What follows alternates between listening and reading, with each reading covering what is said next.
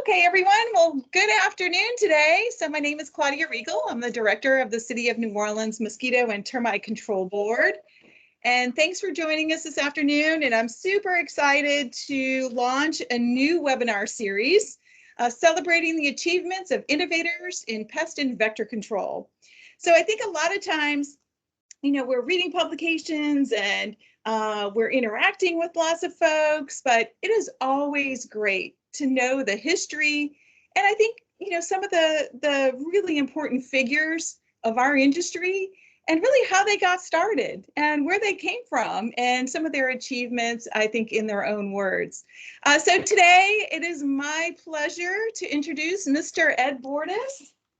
So he is, yes, it's wonderful that he's here with us. I know for me personally, I've had the pleasure with working with Ed for over now 22 years, which is really unbelievable, but I've learned so much. So today we're going to be showing you some pictures and also having a conversation with Mr. Bordes. And so I think it'll take us a journey of almost 65 years. All right, so Mr. Bordes, I'm going to call you Ed if that's okay. Yeah, that's fine. Oh, yeah. All right, so let's get started. So as far as I know, you're a native New Orleanian. Oh, look, probably 6 generations or so. We don't even know. We can't even do the DNA and build the trail, because in the old days, things were so different than they are today. Mm-hmm. And you can only go by marriage records and obituaries. Right. So that's all we have. And the facts don't always line up. Yeah. And, in my family, like everybody else, they don't. And so where's your family from?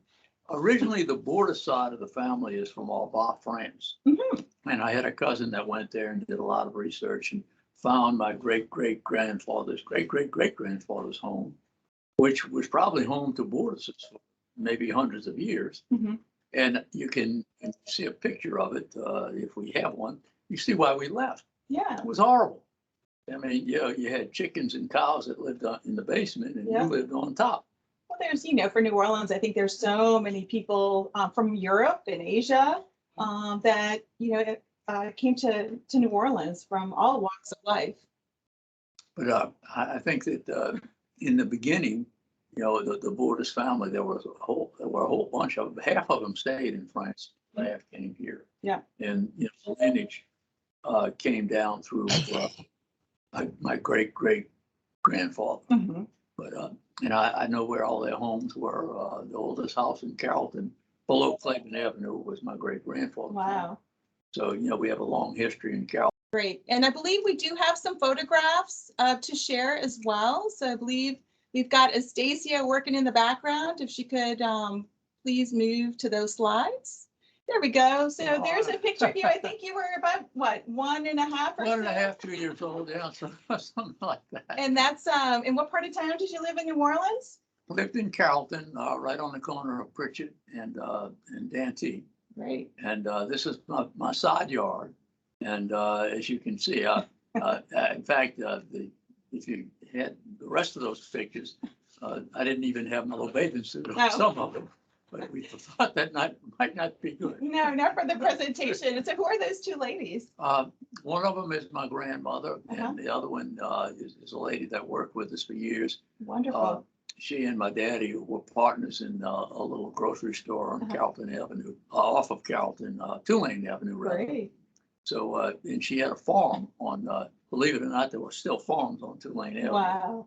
And they had cows, and they grew vegetables, and she sold stuff to my daddy. Very nice. She also worked there. In the old days, we all worked. Oh, sure. Everybody worked. Everyone did.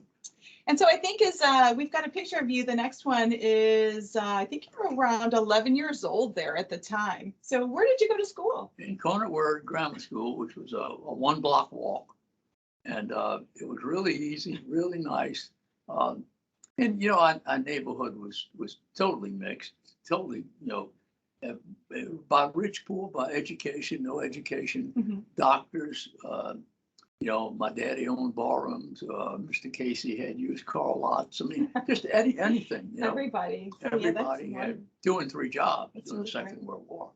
Good. And then I think we've got a picture. It looks like you're almost in a some sort of party or a cotillion. What is that? That's May Day.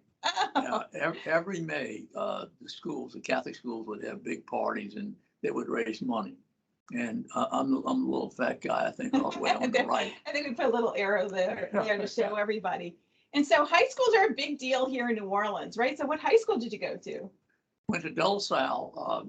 Most of the kids in my class did wind up going to De La Salle. Uh-huh. And my cousin taught a Jesuit. So we had a big conflict in the family because my daddy and my cousin wanted me to go to Jesuit. Yeah. And it was a military school. Uh-huh. And the military and I didn't get along even when I was a little bitty guy. So I think that sets us up for the next part of your life, right? Right. I think you entered the Marines. Yep. And I believe I think that photographs of when you're about, what, 22 years old? 22, or so? something like that, maybe 23. Yeah. That age range. I was a little late going because I was deferred to college. Mhm. So as soon as the deferment ended, then, they pushed me to the front of the line and I either had to join the Marines or, and I looked at the Navy and I looked at Coast Guard, looked at a lot of stuff. But the Marines guaranteed me that I'd never be activated. And they put me in a staff group eventually, which was good. But I survived the Marines and they survived me. And so how long were you in? Just a couple of years or longer? 5 years total, that's a long but time. 6 months active. Okay. And then 4.5 years reserve. Great. Well, So good. I spent 5 years in the Marine Corps. Great. And we were mutually happy that I left. It worked out fine. I think there's been a lasting sort of, I don't know if it's a scar or a lasting impression, because I know you still talk about it till today. Oh, yeah. It was good. It's an interesting ride. I know you've had quite a few close friends. I mean, I've had the pleasure to just hear a lot of the stories that you have. And I think one of your favorite friends is coming up in the next photo, right. and also business partner right here. Right. That's me on the left and Freddie Betts on the right. And Freddie and I were partners. And the name of our corporation was Bordes, BO for Bordes, and ETZ for Betts. And we were in business for about a decade. Wow. And Freddie's people, his father owned the land at 923 Metairie Road, and it had a bunch of shacks on it that they were trying to rent. So Freddie and I partnered up, and I built the buildings. And in the process, Freddie taught me the oil and gas business, and I taught him the building business. Wow. And we had about 6 corporations that we were running. We had the only independent Texaco station in the state of Louisiana. And we did a lot of oil and gas work. We had oil wells in about 6 or 7 different states. And Freddie taught me a lot, and I taught him a lot. Boets, as we call it. All right. Now, and why are you on the donkeys, though? Well, we were in Mexico, actually. And all right. we were taking a little vacation. And of course, on the trail, they gave me a little short one, and Freddie got the big one. My feet were dragging the ground. That's pretty funny. But we were partners for 10 years and really did well for kids that were, kids, we were 21 years old, 20 years old. I think entrepreneurial, right? From the very beginning. Yeah, absolutely. We gravitated to one another. I think there's always some events that come up, and I think, it's just probably the next slide here that you have is, when I saw these photographs, I was just absolutely alarmed, I guess, and glad you are here. But that looks like a terrible accident. It was. That was 1956, and we were actually, I got to that car from a boat. We were crossing the lake and we ran out of fuel, and we had to climb onto the causeway. And when we climbed on the causeway, a friend of mine was actually coming to New Orleans, and it was Richie Daigle. And I got in the car with him and, continued the trip. And on Veterans Highway, a lady pulled out in front of us. Oh, my goodness. And, we hit her. And as you can see, I went through the windshield. Wow. And it was pretty bad. I wasn't, believe it or not, I was never unconscious. I even had a concussion. Wow. But I was cut pretty badly. I was bleeding. But you see the big hole in the window. Yeah. That was me. and you see how bad the car was. I Oh mean, my goodness, wow. absolutely. It looks like the car was completely totaled. Oh, Well, it was. Oh, I'm absolutely. glad everyone was safe A and 46 Ford. It was made out of a lot of iron. wow, Survived that. wow. Well, I think as we sort of move on, sort of in your early life, family is always such an important part. And, oftentimes we think about our own careers, but there's a whole family to support, right? What you do and allow to be done. And I know I've had the pleasure of, meeting and getting to know Miss Merlene. And I think these are just wonderful photos from the early years. Oh, yeah. It's, I was always lucky. I mean, my cousin, Bobby Keller, taught me the building business. And of course, I worked for Bobby for a number of years, building houses. And then I did management, construction management with him. And, we wound up being partners too in those adventures. And I always had a house. First thing I did, was build a house. And that was always interesting. And it's I always wanted a car and I wanted a house. And the only way I knew to get it was to work. Right. And learning the building business was big and allowed us to have, nice homes. Right. So there's Miss Merlene, and I know you've got two kids. Yeah. One of your kids is my age, and so it's nice to see these photographs. They kind of resemble some of our own family photographs, which is cool. Oh, yeah. But I think there's photographs of, I believe that's your mom My as mother, well. my mother and I, Yeah. and then all the ladies in the family. Yeah, So yeah, probably. my mother, Merlene's mother, and myself. Yeah, which is really nice, and so great to see those. So I think let's talk a little bit about school, and I got to talk about it. So, so you're an LSU grad, right? And I mean, I think this is the 1950s, I believe, that you were there. I think 56. 56. Yeah, I was there during the Cannon era and Dietzel, and actually did a lot, interacted a lot with them because I ran the weight room for Paul Dietzel, which was interesting during the summer. And I got to know a lot of the guys. And LSU was really a lot of fun. I really enjoyed LSU, and I had a wonderful professor who gave me a master's degree and didn't charge me. I thought that was really great, and I didn't appreciate it till later. Sounds like you may have had too much fun, Ed. Oh, yeah, I did. I did. And then from there, you ended up getting a master's degree from Tulane. To a real one. A real one. Well, that's the one from LSU. I had the hours, but nothing else. But I did meet a lot of good people along the way. And Tulane was interesting as well because I went as an older person, and I had to get the master's degree to qualify for the job as director. And I had to pay my own way. Sounds like you were a little bit more serious there. A lot more serious. In fact, the professors and I didn't get along all that well because I asked too many questions. Wow. But Tulane, and they had a wonderful opportunity to work within the city. Yeah. And for some reason they chose not to. But anyway, Tulane taught me a lot. I did some alcohol control studies at Tulane. In fact, I did a program for the Perez family in Plaquemines Parish. Great. To try to reduce the mortality on every other Friday when the boats would come in from offshore. There was always somebody killed, wrecks on the road. It's terrible. So it was really simple. I told them close the ballrooms for 3 hours and give them time to get out of town. And we'd let them traverse all the way from Venice to the expressway, and there's no accidents. Wow. And they said, gee, that was simple, and it worked. Wow, that's great. So that was one of my I did a lot of stuff at Tulane on the side, so to speak. I don't know why they kept picking me. I think because I was the oldest one. Probably serious, usually, with that. So I know you've had a lot of different kinds of jobs, right? So I think we talked a little bit about that in your early years. But I believe you became director, or actually you came on board as an entomologist, right, at the city of New Orleans in 1967, I believe. 1967. All right, so that's our program, I believe, was founded in 1964. is when the funding at least was put in, and then it took another year or so to get the To assets. get Is all that the correct? equipment down, and that was happening at Camp Leroy Johnson.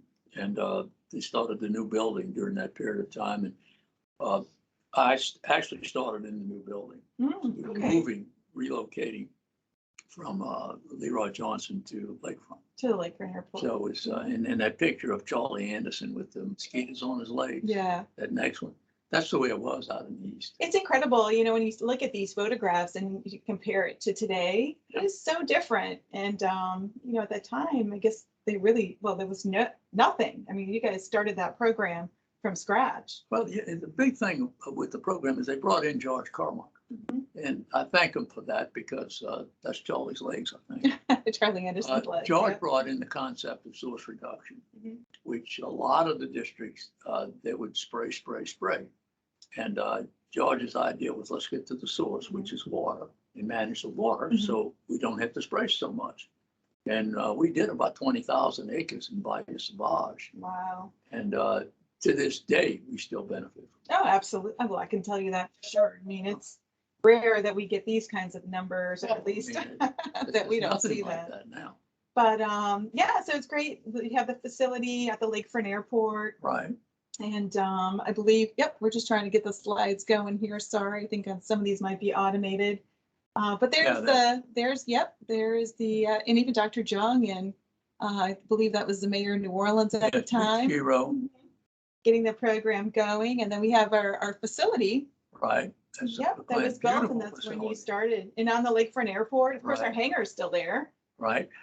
Which is nice. The rest of it was flooded, right, in Hurricane Katrina, and we've now are in this facility because of it.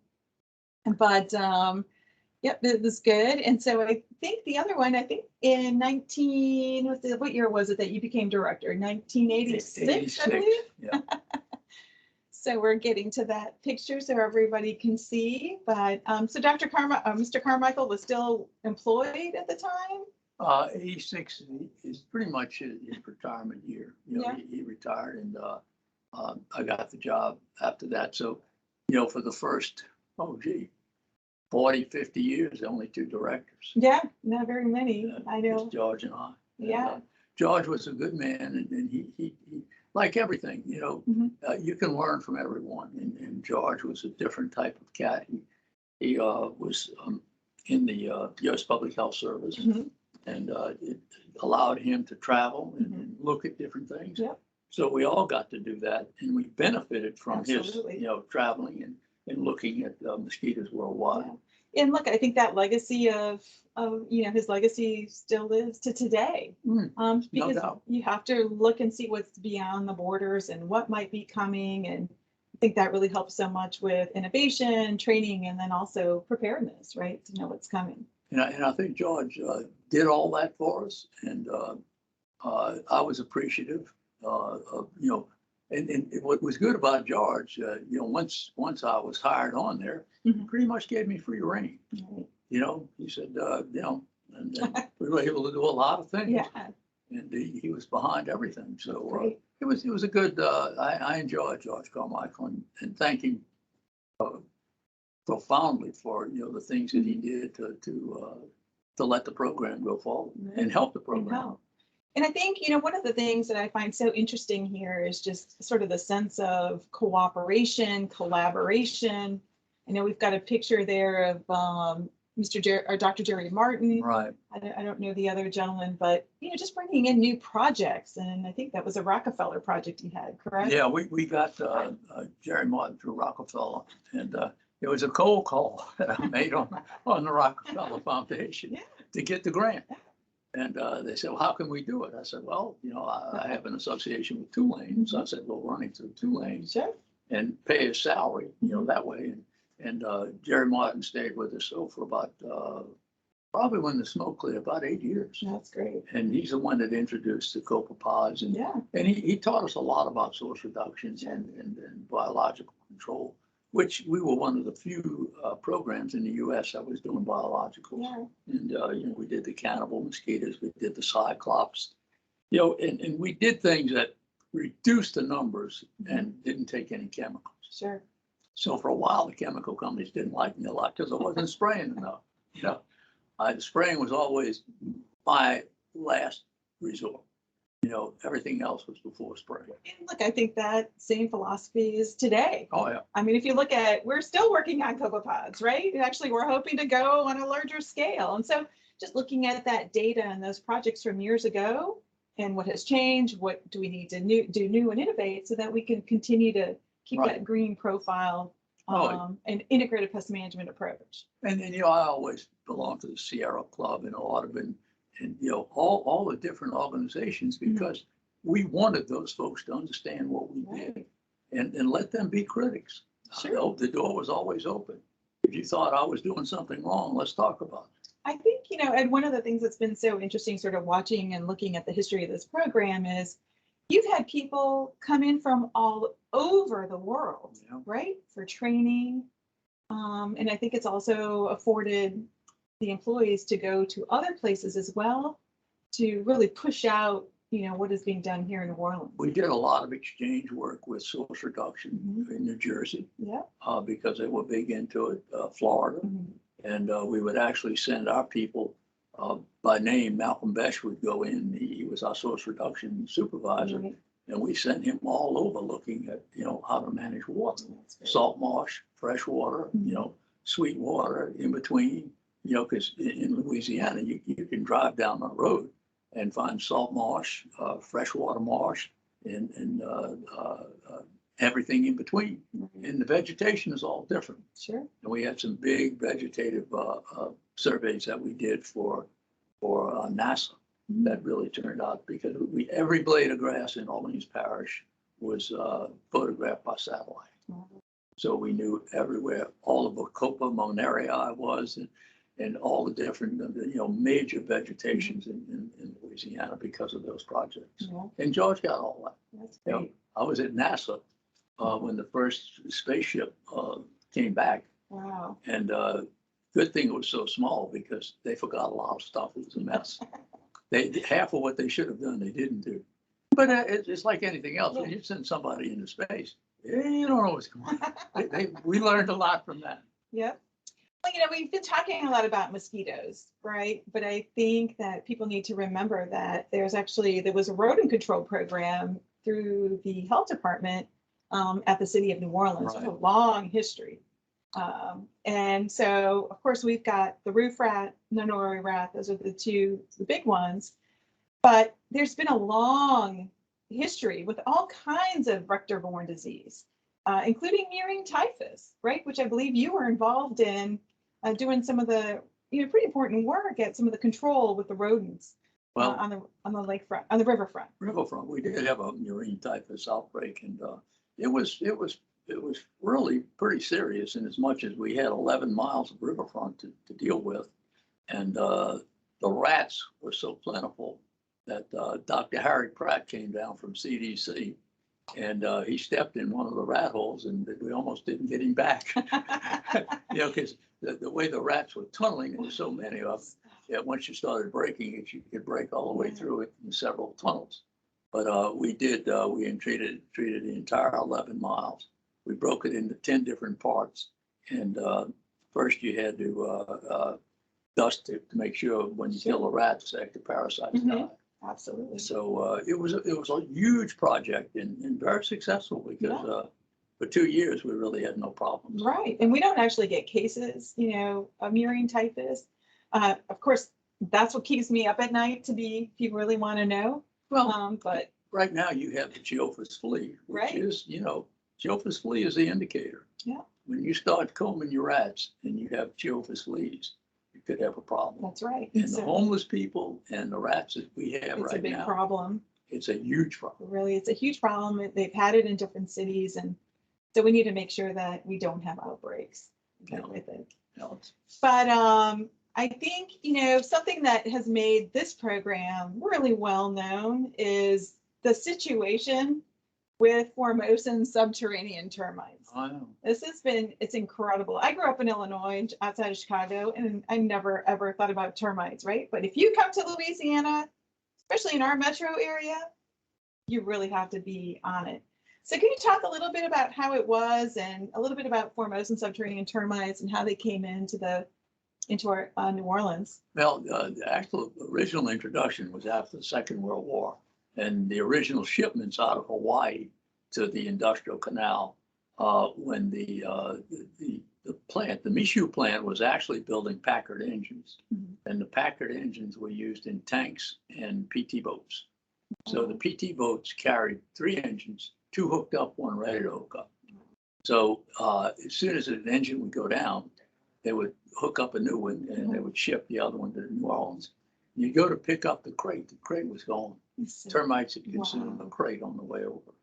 So Incredible. we slowly, not that slowly, but introduced the termites to New Orleans through the industrial canal, and then the subsequent distribution of the materials. And they wound up in Camp Leroy Johnson, which was right there on the lakefront. So you were already at the Right. at the Holy Grail, at the main location with the other facility. And it was really a challenge because we lost chlordine.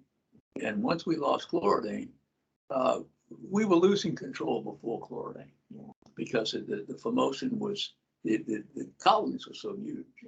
And we were looking for something new, and Operation Full Stop is what got us started on that. So we actually have a photograph of what these Formosan subterranean termites look like, especially because I know we've got quite a few folks outside of New Orleans on the call, but it's incredible. So if you've never been to New Orleans during swarm season, it could be snowing, right? And I think the next photograph we have, actually, that's Ed Freitag. Right. And I believe, is that?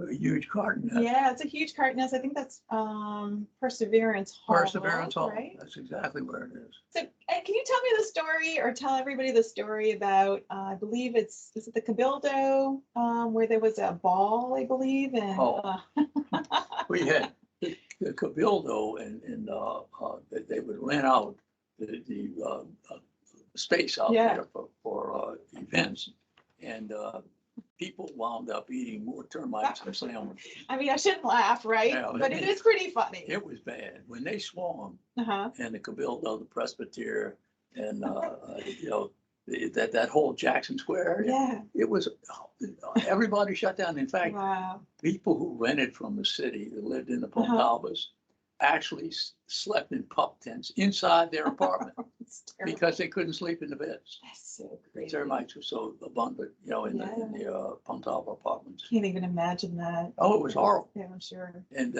within, I'd say, 2 years after we started baiting, it started to actually reduce numbers. Yeah. People were shocked.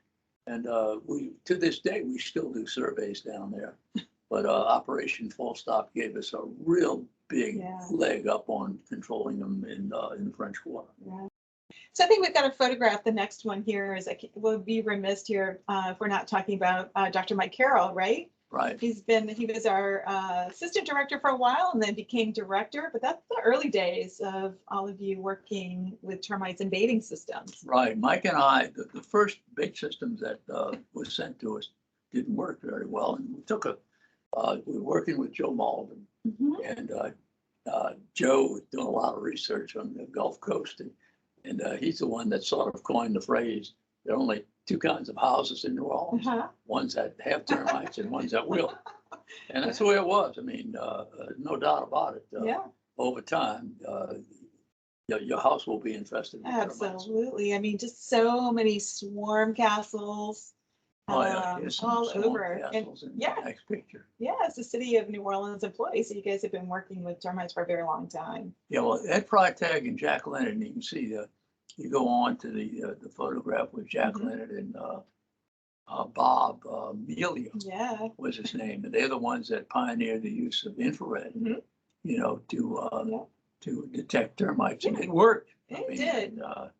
And they still use it, right? And, oh, yeah. And I think, this organization is really well known for all the different types of tools that have been used over the course of time, from borescopes to laparoscopes to, you've got some infrared, pioneers here with infrared.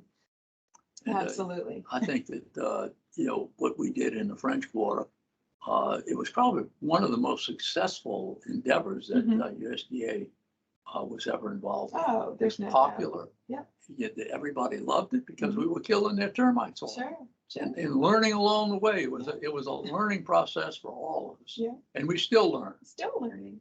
I think we need to talk a little bit about intellectual property, right? And how important it is for government entities. And that really is the port covers that were created and that we still sell today. Yeah.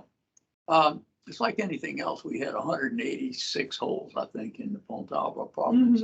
And I scratched my head. I said, what am I going to do with 186 holes?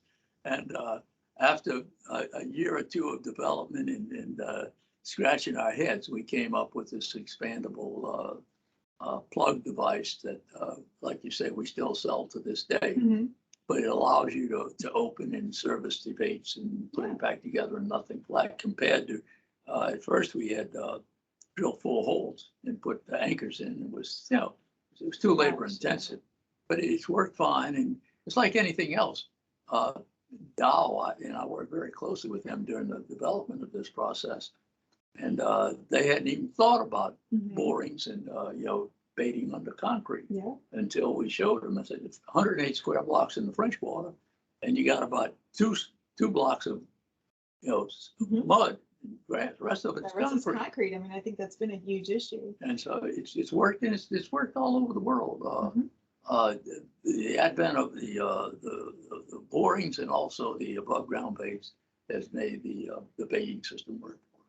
Absolutely. So Operation Full Stop. So I came in, actually I worked for Dow at the time. So I came in to New Orleans at 2000. So it was sort of a few years into Operation Full Stop. Right. So it was fantastic to learn about. But how did you get all of that? I mean, it cost millions of dollars were brought into New Orleans. And how did that program get off the ground to begin with?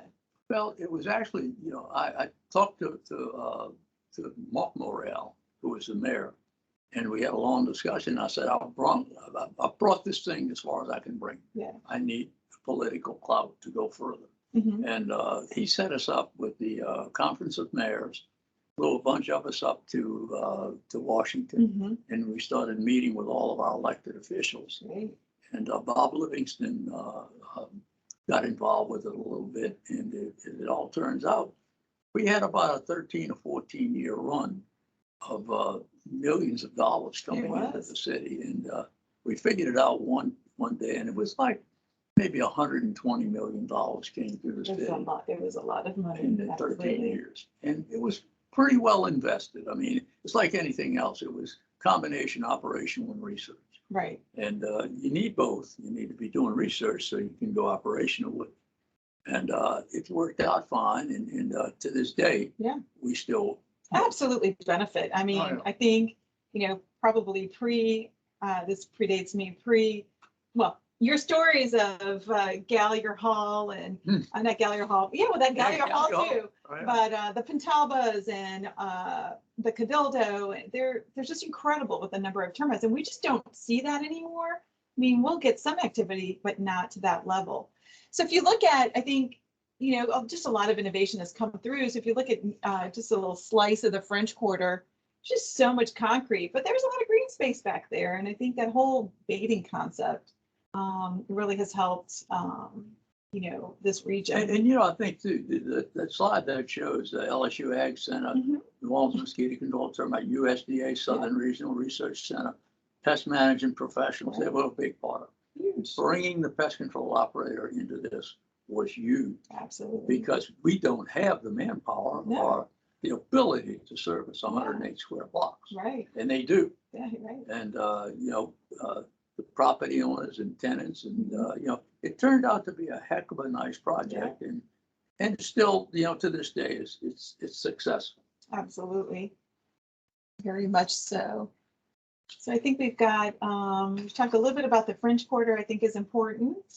And I'm going to keep you, here we go. So we've got that. Oh, I did want to talk a little bit about maybe Armstrong Park and some of those locations, because I know a lot of landmark projects and, have come out of there. Armstrong Park was very interesting because we learned a lot from it. We were actually, we put dipsticks in trees. We would drill holes in trees and then put a little piece of wood in there. Yeah. And come back Wooden dowel, I remember that. and check and see if Yeah. the termites were still in the trees. And it was, we also had the opportunity to track the termites. And we found ways to, what was his name? Matt Messenger. We could bring a termite anywhere we want. Yeah. You know, and all you have to do, termites just like us, it Mhm. takes the path of least resistance. Mhm. And if you dig a trench, Yeah. termite's gonna follow that No, they trench, totally follow it. you know? So when I'm going to show you, this is one of my favorite pictures here, because this is how, when I first met you in 2000.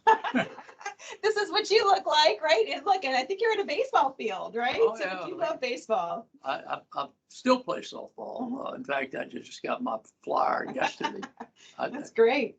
Play in the Senior Olympics, and I try to coach only, Uh-huh. but if we show a player, I still have to play. I'll have to play. But I have spent a good bit of my life on playgrounds and as a coach and fundraiser for Lakeshore Playground, and then to this day play in the Senior Olympics. Yeah, that's great. And I enjoy it. A lot of camaraderie and a lot of arguing.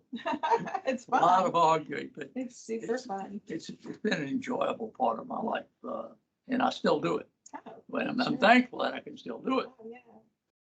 So I think, look, we can't talk about your career without having Hurricane Katrina or some of these other hurricanes that have come through.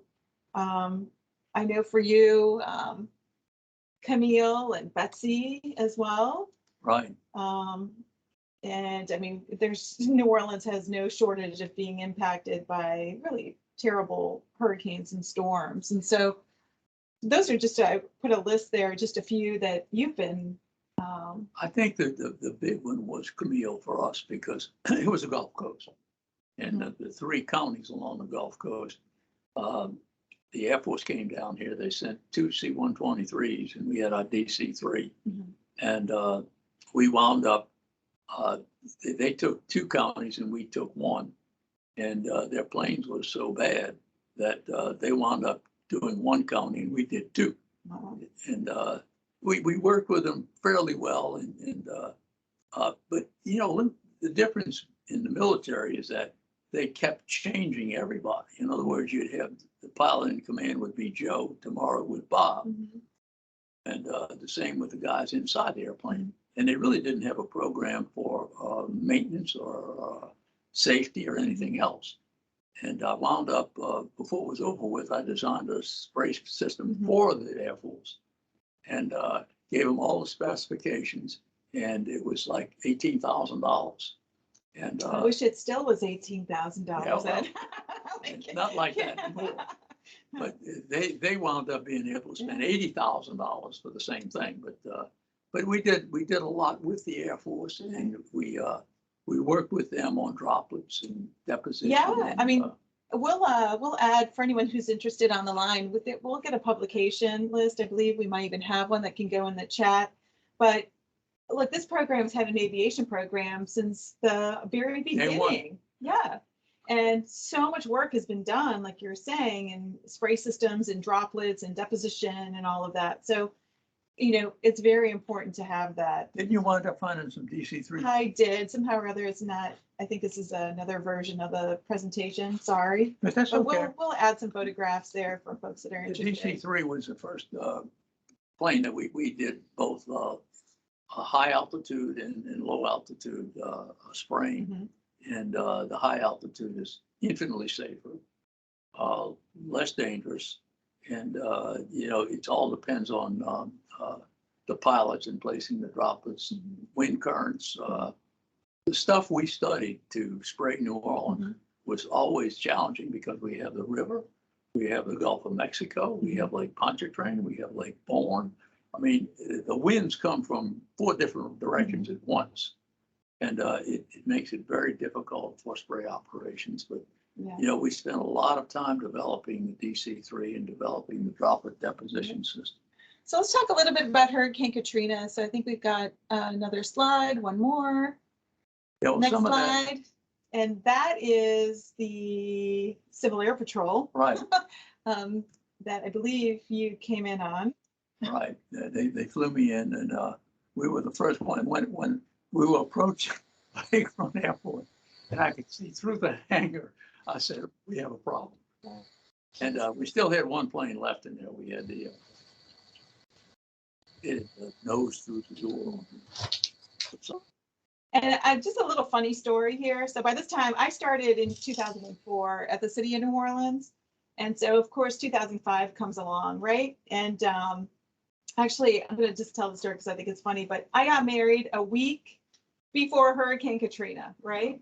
And so got married on Saturday. By Wednesday, I think I was already down here. Well, I'm not married anymore, right? But I always joke around in that basically as soon as I came in, it was 3 months of like straight working. So, and really, it was really you and me at that time because so many people had lost their homes or just sort of recouping until everybody got back on staff. So I always say I spent my honeymoon with you. Yep. So it was time not wasted, right? So we're 20 years still together, Red, still together. Well, we don't have to live in the same house. That works. That works a lot. But anyway, but yeah, it was just an incredible time. And, you know, our facilities, you can move to the next slide, please. And so there's a lakefront, right? Evelyn, I think that's the rodent control build. Actually, that's a hangar. And I think that's what you were looking at, right? Well, that's our the administration building. Yep, at the time. Building, you can see. Yeah. And that was the water coming out. Oh. That broke all those windows on the bottom. I believe, I don't think that building had 11 feet of water, but in the next slide, you'll see the warehouse. And that was 11 feet of water because it was in the V zone, right? Right on the lakefront. Plus, my city car was on the lift and the water knocked the car off the lift. Yeah, that was just unbelievable. It was a tremendous, you know, and you can see the shop with the doors and everything. Yep. That one it was complete destruction. Absolutely. And the city was 80% flood. Oh, 80% or so. Yeah. It's still at the time. The next slide has a laboratory at the Lakefront Airport as well. It's just mud and absolutely destroyed. And then I think also, this is on Jordan Avenue, is the rodent control building. Jordan Avenue. And I believe, so when did rodent control get folded into mosquito and termite? It was a process. It slowly, as they faltered a little bit because, you know, there really had nobody there with licenses in background. Mm-hmm. And you know, it was in the health department and it really didn't belong in the health department. So, let's see, who was it? I guess it was Cedric Grant that originally signed this, you know, gave us rodent control. Yep. So we were, you know, had better personnel. And actually, I built the rodent control headquarters when Richie Kernion was the CAO and Moon Landry was the mayor. Richie and I went to high school together. And I said, Richie, I can put this building up for peanuts if you just leave me alone. And he said, no, I'll more than leave you alone. I'll give you permits and everything you need to do it. So we put that building up in nothing flat. Yeah. And it survived till Hurricane Katrina took it down because it was right on the levee at Jordan Avenue.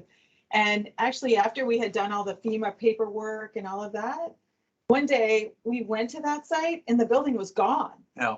I think it was the Port Authority. Somebody took it down. all the way. They took it out. Where's the building? You know, it is gone. So it was just incredible time. We did well with that building. I mean, I don't know what we made on it, but it was a lot because I built it the next. So I think that's that. So the next slide we have. Is that the two dogs? It is, right? Eating your sandwiches. So. we riding around feeding dogs our food, but and the other part, if you remember, the reason we were doing that is because people were throwing bags of dog food out. Yeah, oh my goodness. And they were feeding rats. You know, and we had a hard time with that. You know, the do-gooders wanted to put more food out there, and all it did was feed rats. And that was an incredible system. I mean, very well organized and all of that. And you know, it's a different time, but I remember just driving up and down the streets, really securing our assets, right? Trying to. It was because our vehicles had been commandeered, and there was a vehicle in Baton Rouge that was, I mean, it's just all kinds, and then our facilities as well, trying to secure. But yeah, so I think that's that. But all of that, right, has led into, here's the next slide, is really led into Yeah, a new office. Yeah. We got the trail. there's Dr. Carol, and you retired. I right? retired. And And we started the building, yeah. which was a challenge in itself, you know, the new building. And we were actually at the levy board, was incredibly, you know, Cooperative, Cooperative generous, and everything. They generous gave and- us anything we needed. right, and let us set up the trailer, and we were there for, actually it was a blur, right? From Hurricane Katrina into, well, from 2005 all the way to, we moved in 2011. So those years were frankly a blur, just because it was just, everyone was just Well, so disjointed. I was in City Hall the whole time, That's true. you know, because I was, you know, there was more to get done down there Yep. than in the field because, you know, we didn't have personnel. I can remember Brooks and Mike and who else? LJ maybe, going out collecting all the barrels. That wasn't LJ. LJ was still out of town. That was Brooks and Barry Yeah. and all those Barry. folks, Perry and Steve and all those guys, just really securing assets and getting all of that together. But it's, you know, look, I think the staff incredibly resilient, but also there was a big wave of retirements Oh, yeah. that happened, not only with you. Oh, the city. The Yeah. city, it was hard to get anything done because so many of the people found a better place to live. You know, when they moved to Texas or moved to Arizona, people just scattered all over the All United over. States. And so I think that was, you know, that was hard. I just remember it was hard because you had all this institutional knowledge. Thank goodness you stayed, and we have some others that have stayed as well. So it was, those were tough times, but we finally, right, Building. secured property. Yeah, which was After interesting too. years. Yeah. So, but I think, you know, just following that process of building, I know I personally learned a lot about construction. But, you know, we had you and Mike as well to get it going. And finally, in 2011, I think we've got the next slide. Things That's came, it. yeah, that's it, right? That's it. I love that picture. And so finally was able to move into this huge, awesome facility. And we kept things going for sure with Yep. that one. And so anyway, so I think, you know, having that building just brought everybody else together. It was not ideal in that we didn't have a warehouse Right. until that time. Yeah. We So- were still sort of hanging on at the Yeah. lakefront, but, you know, because of the Yeah, generosity. and the USDA building on Right. Robert E. Lee. I mean, they were amazing, and gave us laboratory space, and because we had nowhere really to go. No, we So we were really scattered and, you know, everything worked. I mean, the demands weren't as great and we didn't lose any real assets. Our Mhm. airplane, you know, Yeah. was able to come back and That's right. spray and do whatever we needed. Mhm. So, you know, and the program has always been very resilient. And I think the other thing is that we're always looking for what can we do to make it better. Mhm. And I think one of the projects that you've been working on that fascinates me is the carbon dioxide. Mhm. I think that has more future in rodent control than anything I've seen in a while. Yeah. You know, I didn't tell you the story, but when I worked for my grandfather when I was a kid, he had a stall down in the French Market, and all the other people down there that sold vegetables and citrus had cats. Grandpa Shalona brought king snakes from Europe.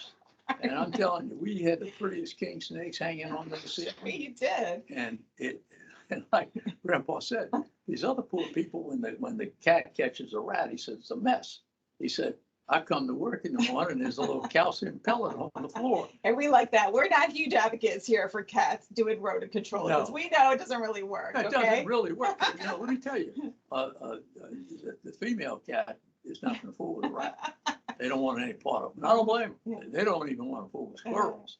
but the snake doesn't mind at all. No, hey, look, yeah, we actually, right now, we've got quite a few biologists, naturalists on our group. Yeah, we do. And so we also advocate, please don't kill that snake, right? Oh. So they'll go out, they'll take a look at them, but I have to tell you a cute story about, and I've had snakes all my life. Mhm. When Doug and Casey and I were kids, we have snake collection, and we'd show the kids, for 2 cents a nickel or something, we'd take the snakes out and let you handle them and everything.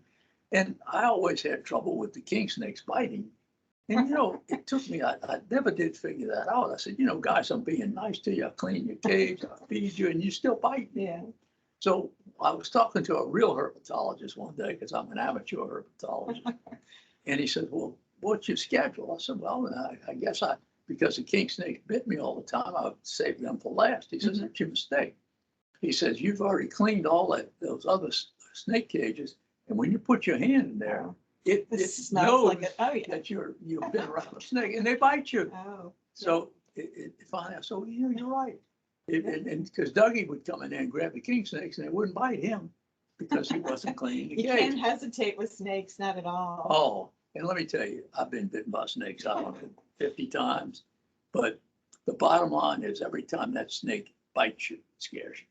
I don't care. There's no doubt. I know it can't hurt me. No, I know it won't hurt me.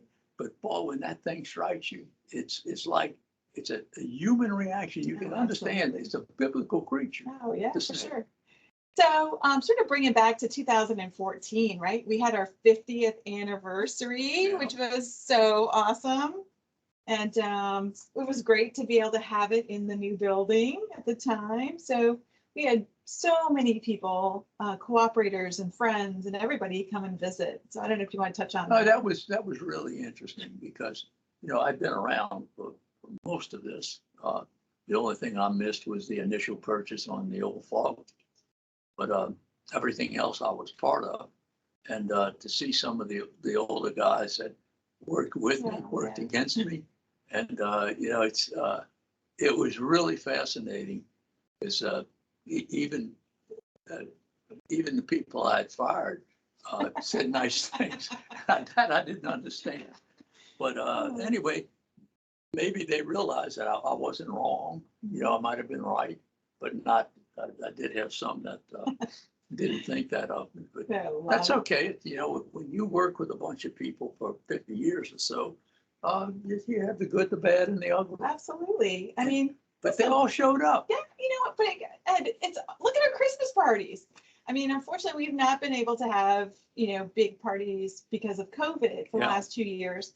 But it is so great that so many of the retirees come. And it is just reminiscing, and it's, just great stories. But they love to come back. So to me, I always think it is really like a family. Well, I think we were in a lot of ways because, look, they had what they call a commercial athletic association. And we had a lot of decent athletes. There were only 32 of us. And we had this discussion with I guess it was the fire department and police department, because we beat everybody. We beat fire, police, entity, all the big, had thousands and thousands of employees. And this guy asked me, he says, how many employees do you have? I said, 32. He says, 32. He says, we got 10,000, we got 15,000. So how did you get a team like this? I said, you got to hire the right people, man. We practiced. When I tell you we practiced, I'd say during the summer, we practiced out there after work for probably 2 to 3 hours every day. So we could read one another's minds. And we really had a good team. We won the CAA football league. Wow. And, nobody could believe it. I have to look for those trophies, I think. I don't know if we ever got trophies for that, time to think of it. I have some medals from my senior Olympics I can give you. Oh, there you go. Put it in your. We'll hang them on the wall. That's good. So I think let's move to the next slide. And, we've been telling stories. I think you've been telling stories, things like that. But, just getting a little bit of, on a more serious note, for me, I remember years and, the years that are important. And I think if you look at these different, vector-borne diseases, I mean, everything from you were here for the entry of West Nile, okay, when it first came into Louisiana, and I believe it was St. Louis encephalitis in the 60s. The first year that I was here in 1967, I got a call in 1968 from CDC, and they said, "What did you do about the epidemic of '67?" I said, "Nothing." I said, "I didn't know I had one." And he said, "Well, you all were sending us all these bloods." I said, "Sure we were. We wanted to know what was going on." And he said, "Well, I think they said if it's over 6% positive, you know, you had an epidemic." I said, "Well, it would have been nice if you had told me that."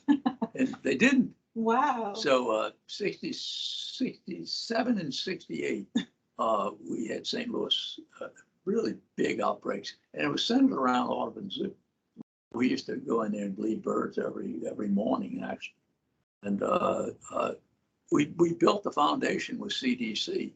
George sent me up there, and actually, you've heard me tell the story. I actually made vaccines. And when people were complaining about this new vaccine, the mRNA, I said, "Yo, let me tell you, we made vaccines by infecting eggs and waiting for them to bust from the disease, and then we'd harvest that and make a vaccine out of that." And some were, we started with live virus, attenuated virus, kill virus, and went through the whole cycle. And we learned a lot from that, and we also learned a lot working with Tulane at the Primate Center. The Primate Center was primary in viral discovery, and we discovered somewhere in the neighborhood of 800 viruses that made the active. What I really see here too is that this is all these different diseases, really just a career, and really how important vector control is for the everyday life of our residents, of our population, how it was then to how it is today. I remember when West Nile first hit us, and that was interesting because, we had so many dead birds on the street. If you went in the uptown area with the crows, the garbage, I'm telling you, you could hear them under your tires. It was that bad. And I said, well, what are we going to do with all this? And finally, after about the first, say, 30 days, the state said, "Don't send us any more birds. They're all positive. Pick them up and dispose of them." Yeah. But we had, and like most of the viral diseases, they will become part of the landscape. Now, we do know viruses mutate, and things happen. And of course, I think the COVID virus is a particular challenge because of the mutations and because of the spikes and the way they attach. Sure. And being airborne. You see, we didn't have to worry about airborne. We had to worry about mosquito bites. Right. Even though I'm suspicious of some outbreaks, I just never really believed that we could have that many mosquito bites. That's incredible. But who knows? And I do know this. In the early days, I trapped birds down at the mouth of the river, and I probably bled 5,000-10,000 birds. Never had one positive bird. Wow. And we always thought the virus came in every year on the flyway. And Dr. Scott used to say, no, he thought it was a nidality, a nidus, where the virus lives 24/7 and expands and contracts based on weather conditions. And I think he turned out to be right, because we can go right now and we can talk about where the viruses are, and they're in the same places year after year. So, you have to think something else is going on. And I think that finally, and I'd love to talk to Bruce Francie and some of those old guys and, tell them that, hey, we were dead wrong. Man, I spent a lot of time. Look, I enjoyed it. Because we stayed on the state had a boat. It was a black mallard, I think. And we stayed on the ship, and we got good food. We had to work now. Yeah. We were up at dawn, and we used cannon nets. Oh, wow. Oh, we caught. I couldn't tell you how many birds we That's caught. incredible. I didn't know that story. Oh God, Pat Reith and I spent a lot of time down. Of course, we both enjoyed it. We were both hunters. Yeah.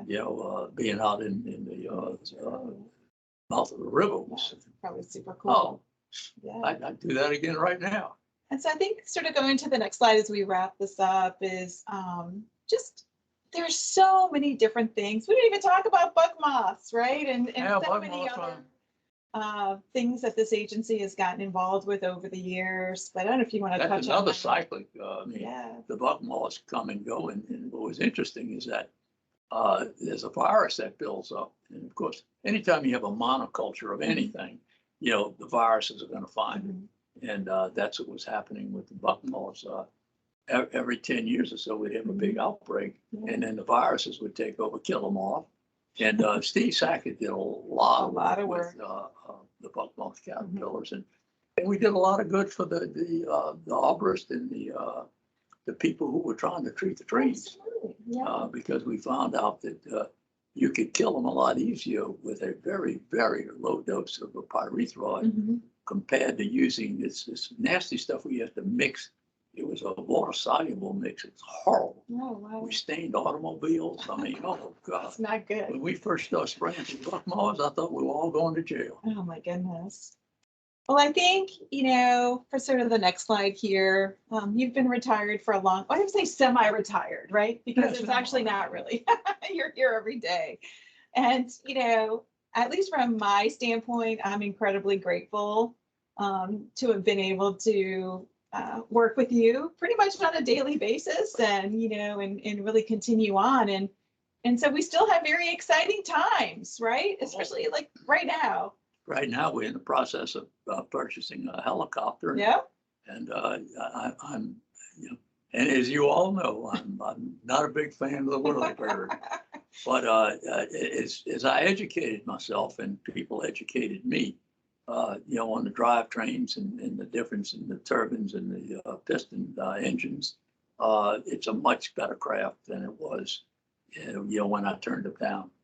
And I think it's interesting that you know, you get to place it where you want to, and also we need to look at drones.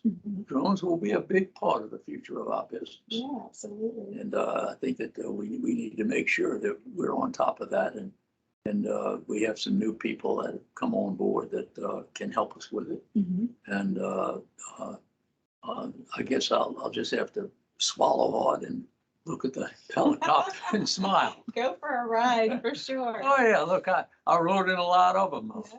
So I think with that, we've got the last slide here, but Ed, you know, thank you so much for everything that you've done for our industry. And actually, thanks for some of the new stories that I had not heard before. And so we appreciate it so much. So we've got some really, you know, in addition to here, Mr. Bordes, we've got some really fantastic interviews coming up with some interesting people. So Dr. Phil Kaler, another very important person in our industry. We're going to have, he's scheduled March 22nd, and he's actually coming to New Orleans. Oh, really? So we'll do the same interview here, but we've got Dr. Corrigan, Dr. Frischman, and then we've got Bernard Lewis is also going to be coming. He's coming? Great, yeah. And then also, of course, Mr. Vincent Palumbo from Termites here in New Orleans. So please follow us on our social media account, which is NOLA Mosquito.